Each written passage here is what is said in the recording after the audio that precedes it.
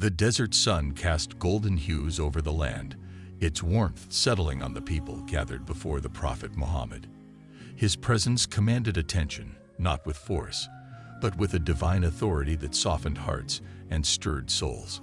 His every word was revelation, his every action a lesson, and his very existence a sign of Allah's mercy upon mankind. But today, there was urgency in his voice.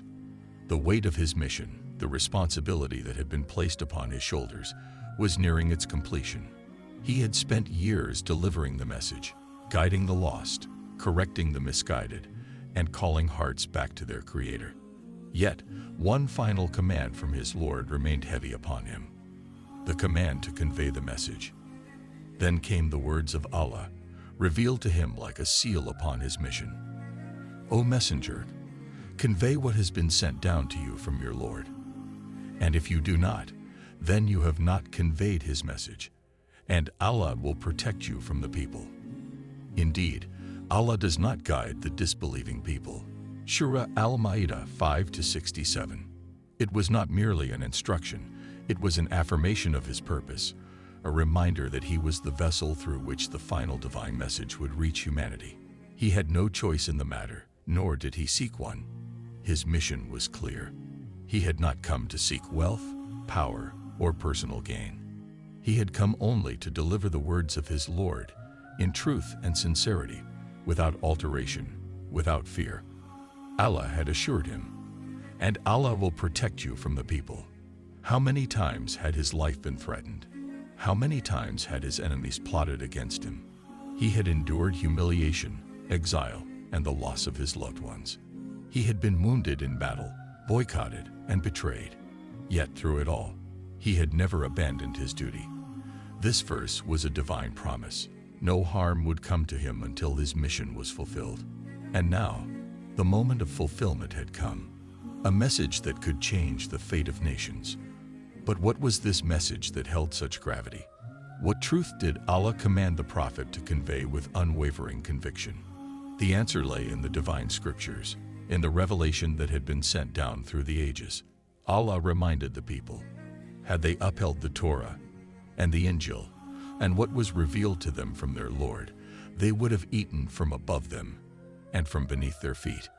Surah Al-Ma'idah 5-66. The nations before had been given guidance.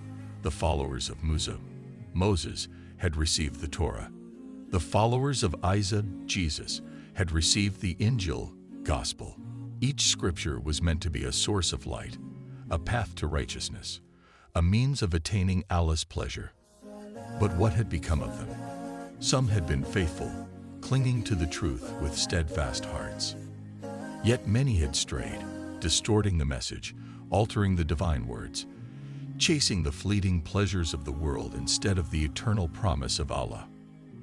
And so they suffered, not because Allah wished harm upon them, but because they had turned away from the very guidance meant to elevate them. Had they only held firm to their revelations, sustenance would have poured upon them from the heavens and sprung forth from the earth. Their lands would have flourished, their homes would have been filled with abundance, and their hearts would have known peace. Yet, despite their failures, Allah's mercy remained vast. His doors were never closed. For those who sincerely turned back to Him, there was always a way forward. Had they believed and had taqwa, we would have surely absolved them of their sins and admitted them into gardens of bliss. Surah Al-Ma'idah 5-65. Taqwa, consciousness of Allah, was the key. Not wealth, not lineage, not worldly power.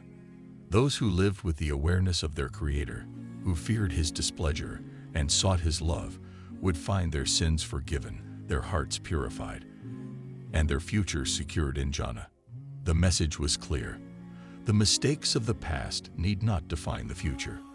The people still had a choice. The Prophet's ultimate concern, and yet, as the Prophet stood before his people, he knew that not all of them would grasp the weight of these words. Some had strong faith, while others wavered. Some would carry this message forward, while others would fall into heedlessness. He had done all he could. He had spent more than 2 decades tirelessly preaching, correcting, and guiding. He had endured rejection, mockery, and pain, all for the sake of his Ummah. His love for them was unmatched, surpassing even the love of a mother for her child. But had they understood? Had they truly absorbed the importance of what he had conveyed? And so, in his final sermon, he stood before the vast assembly of his followers, his voice resonating with both urgency and love. He knew this might be the last time he addressed them all. With the desert wind carrying his words far and wide, he called out, "O people, have I conveyed the message?" A hush fell over the crowd, then a resounding reply. "Yes, we bear witness that you have conveyed the message, fulfilled the trust, and given the best advice." But the prophet needed to be sure. This was not a moment for mere formality. This was his life's mission, the purpose for which he had been sent. Raising his blessed finger to the sky, he repeated the question again and again until he was satisfied that no one could say they had not heard. "O Allah, be my witness. O Allah, be my witness. O Allah, be my witness." And thus, the trust was fulfilled. The message lives on. The prophet had completed his duty, but the message did not end with him. It was now upon his Ummah to uphold it, to live by it, to preserve it from distortion. The command remained unchanged. Hold fast to the Quran. Hold fast to the Sunnah. Do not trade the hereafter for the fleeting gains of this world.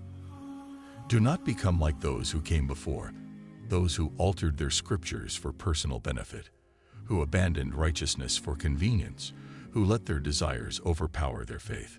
For those who held firm, Allah's promise was clear. Be mindful of Allah, and He will protect you. It was a simple truth, but one that could change the course of history. And for those who truly believed, that was enough.